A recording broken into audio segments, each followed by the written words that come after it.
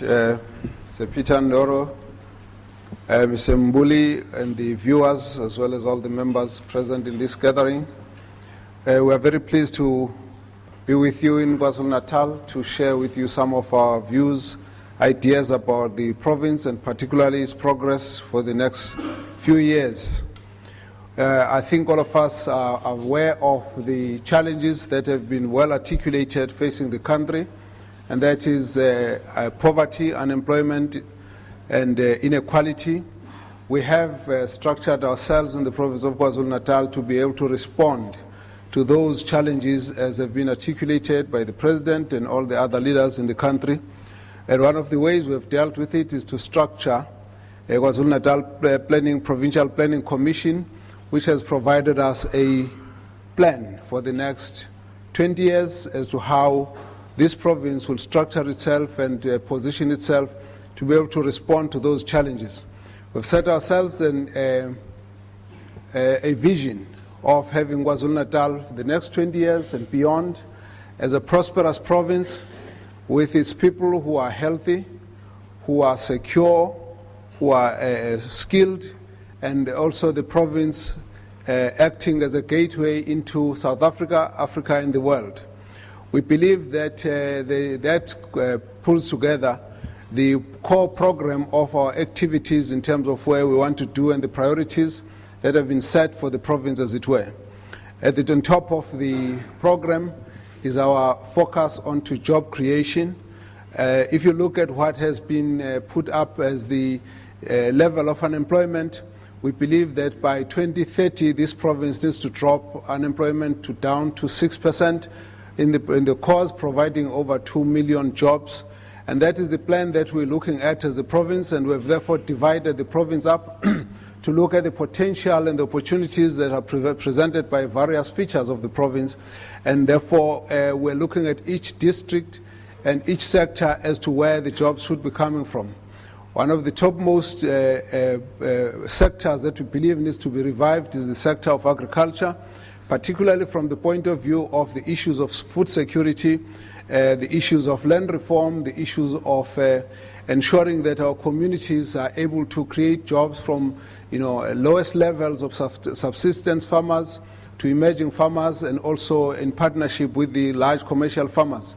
A lot of programs have been gone into here, focusing particularly on the area of support in general for a number of small and emerging farmers, but also looking at how certain numbers of commodities can be built on so that this province can begin a process to not only self-sufficiency but to become leaders in export.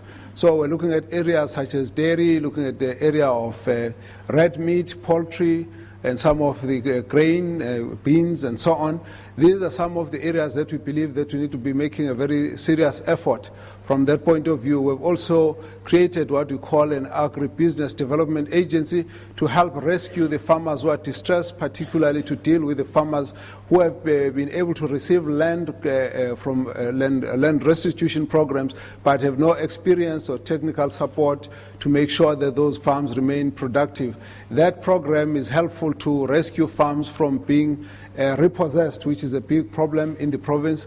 And we believe, therefore, that that is one area that we need to look at. We've also looked at the area of red meat, where we've got programs to support subsistence farmers, and we believe that by 2017, subsistence farmers will actually have a gate-taking of more beef produced than commercial farmers in the province. And so there's quite a lot in that area.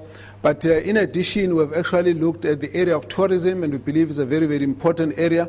The features of the province, from the beach to the back and the cultural trails throughout the province, actually lend ourselves to be one of the most attractive areas.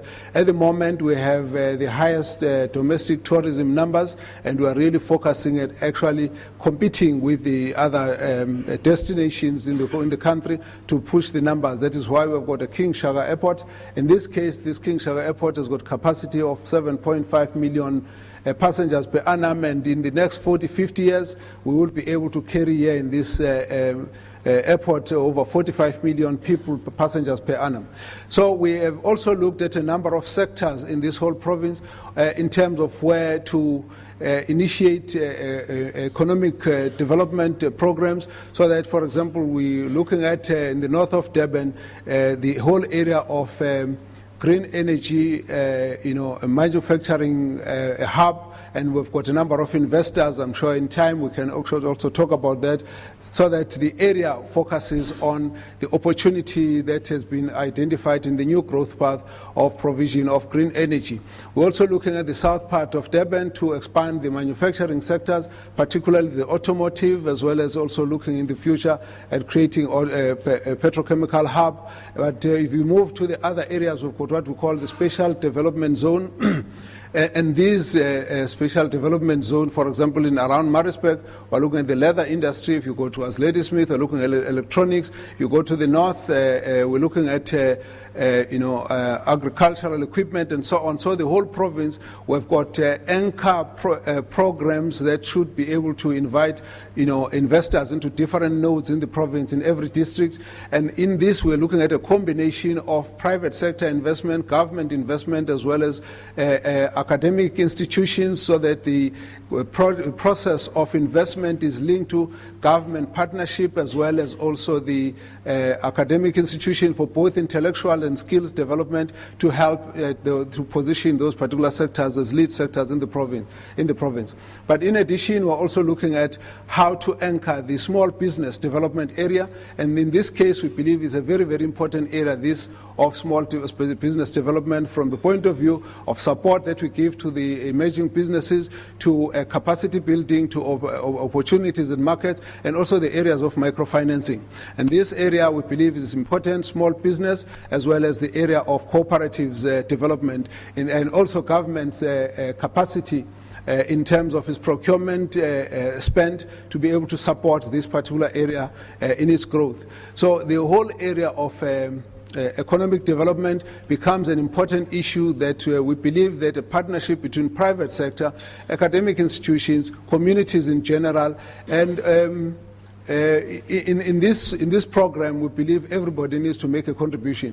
So at certain levels, we are able to say, in this district, this is how many jobs we need to create in this year and the following year, right up till 2030, because we believe that it's through that kind of stimulation. This is really, we think it's all about what we call a developmental state kind of model, wherein government will actually put certain investment in place and then also invite private sector to move on and invest in those areas, with government acting as a catalyst for job creation, but the private sector being the one that are actually dealing with these issues.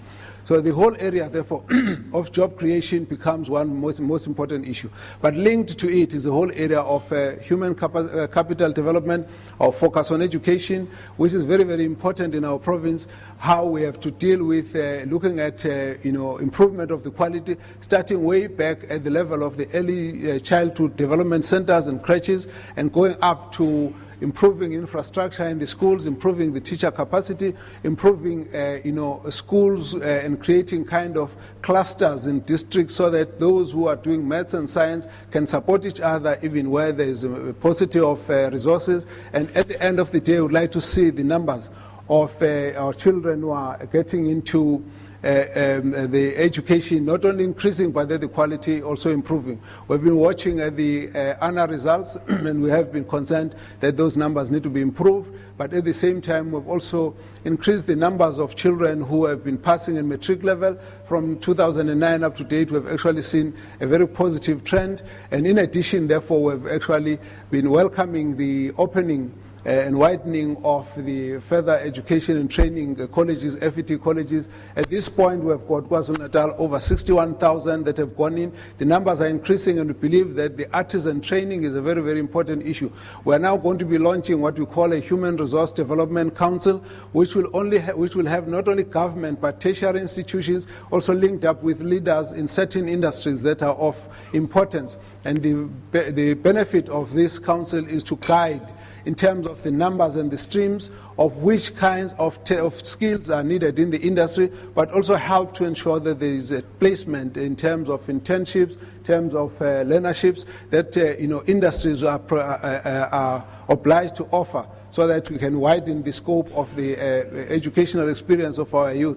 We've also put up a huge amount of bursaries from the government. At this point, we have actually got close to over 3,000 students last year. The previous year, it was over 4,000. This is in addition to NSFAS, but it also combines with some of the work that's done by a number of district authorities. We've sent this year, we're sending close to 379 students for training as doctors in Cuba, and this is actually to say the numbers, the nurses, the numbers of training of nurses is increasing, and we believe that the province has got one of its best assets is the fact that it's a populous province, has got lots of people, and therefore if we're able to train them, that each one of them will be able to make a contribution in building the economy of KwaZulu-Natal.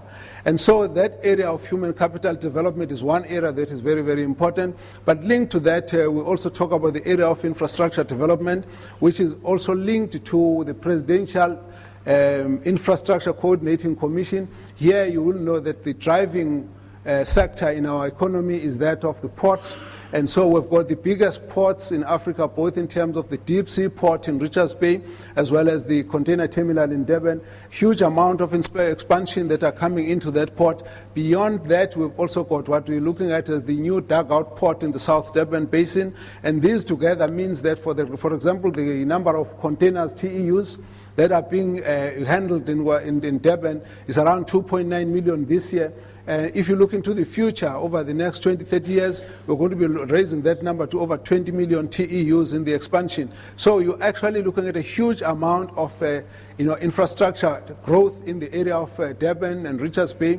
But you would also understand that this is linked to the National Program of Infrastructure Development, which in our case means that what we're doing in KwaZulu-Natal is becoming a gateway for export of material that is coming from the central part of the country, Gauteng, Northern Cape, Northwest, and in the north in Richards Bay is actually opening up the mining the new mines of Limpopo, Lephalale, Waterberg, and all of those areas. And therefore, this links between KwaZulu-Natal and the rest of the provinces of the country, in terms of rail, that you have had the chairperson of PRASA, a huge amount of investment coming for rail, both from goods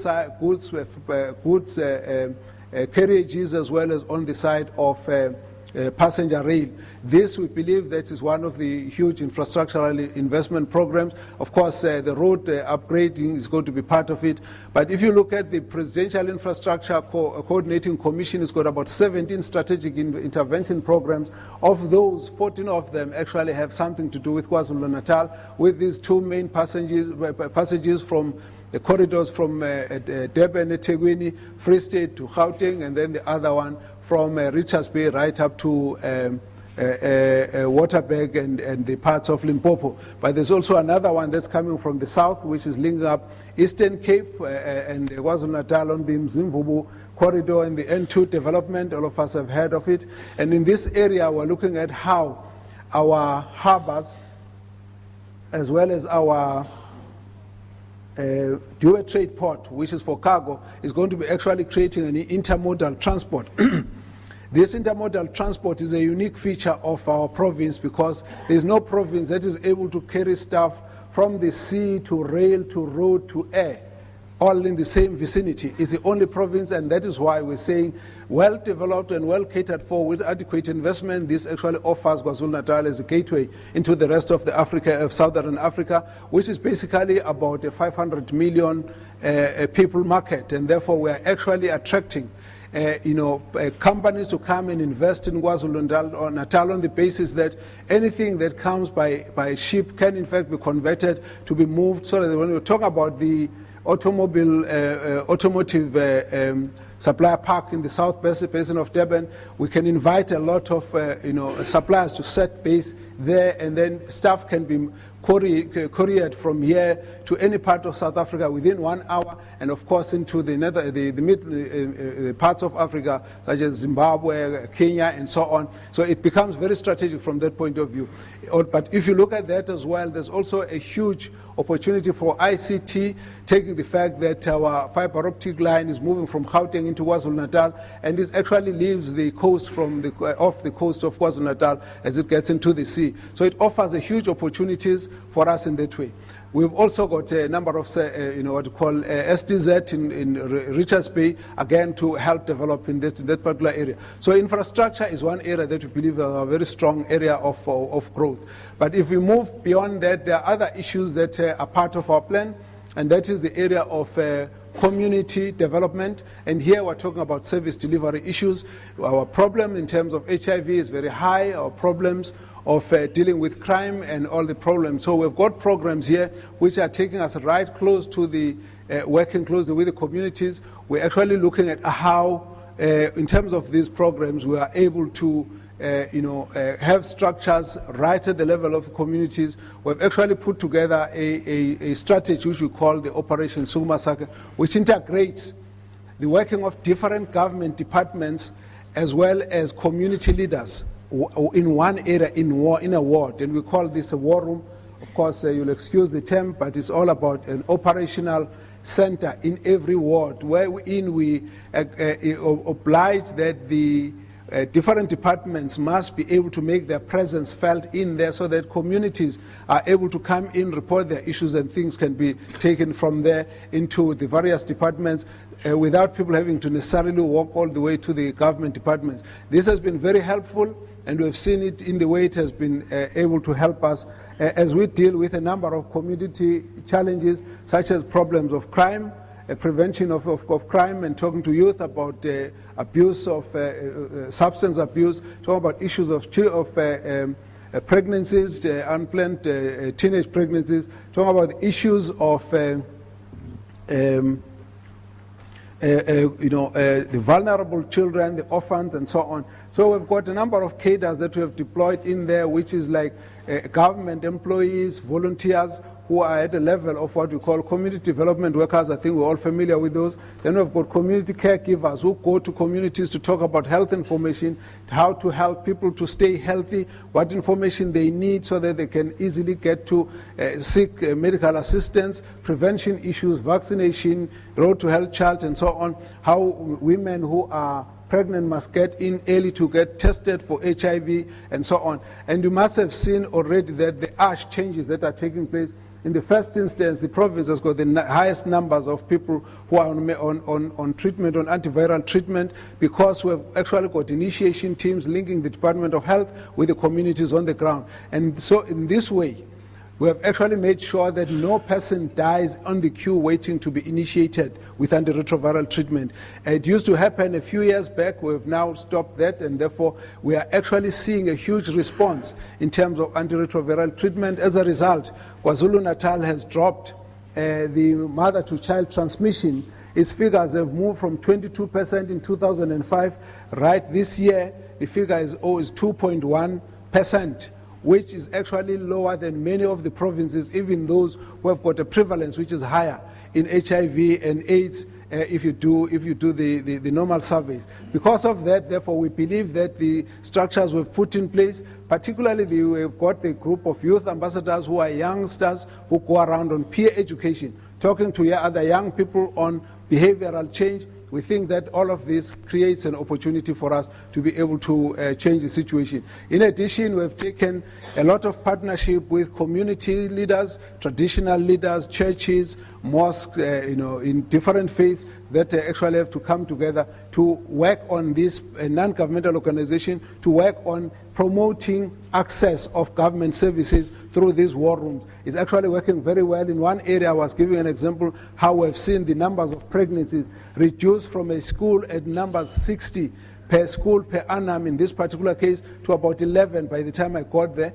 And that number indicated that community involvement and community coordination and departmental participation makes a lot of difference on the ground. All of these we believe are very important. But just to also add that the whole angle in here about nation building. It's the most important issue, and we believe that it's all about ensuring that there is peace, there is stability, that communities are able to relate and everybody feels a sense of equality. So when we talk about our heritage days, we've actually begun to ensure that communities all participate so that everybody must know that their structures, their religion, their culture is actually very, very important. It's important for us to create a sense of tolerance, reconciliation and acceptance of communities, because it's in a stable community that you are able to move into the future. The issue of youth development becomes very important in this case. We're looking on not only on taking them to schools, but we've also started issues of youth academies, as well as ensuring that we get youth to focus on skills,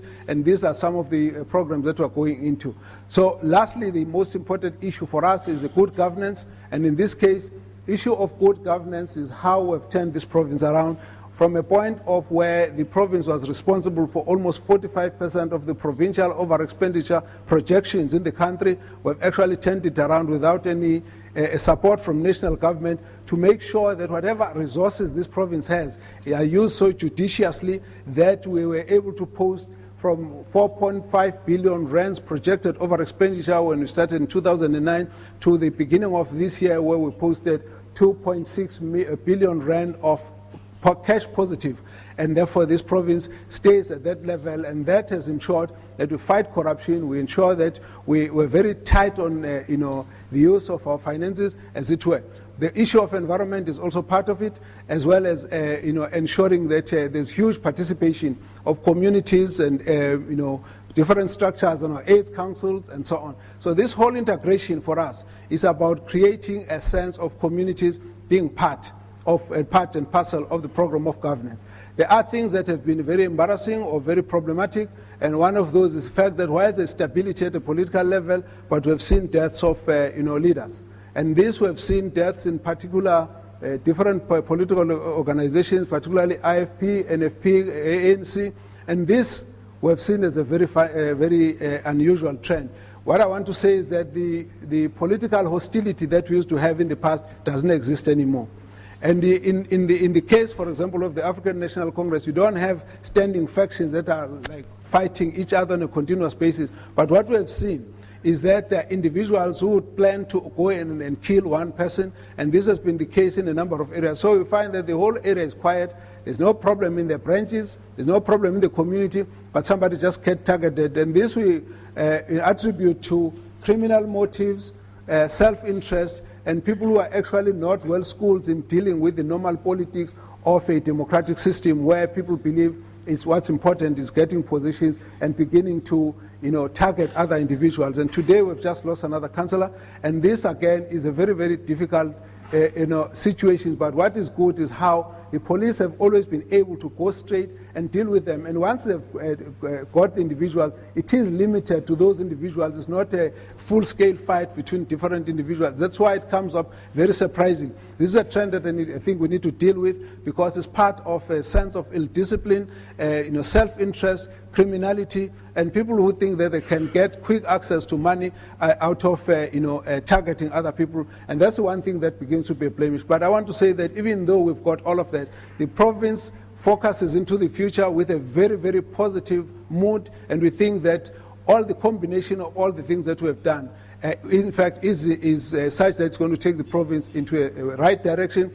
The structures we've put in the ground, for me, and I've said to my team, that we shouldn't expect the changes in teenage pregnancies, in HIV, AIDS, infection, and all of this, death of mothers and children, until there are certain structures that we have put in place and until a particular culture has been established of people being able to hold each other responsible for the outcomes of their health situation, of the quality of life, and the stability in the community. I believe that KwaZulu-Natal, after a long time, it has actually got to that point, and therefore we still believe that with all of these things in place, in 20, 30 years, KwaZulu-Natal will become a prosperous province with a population that is healthy, secure, skilled, and it will be a gateway into South Africa and the world. In fact, it will be one of the most important centers of trade and commerce in South Africa, and therefore we believe the people of KwaZulu-Natal have taken on this kind of trajectory, and indeed there's a bright future for KwaZulu-Natal. Thank you.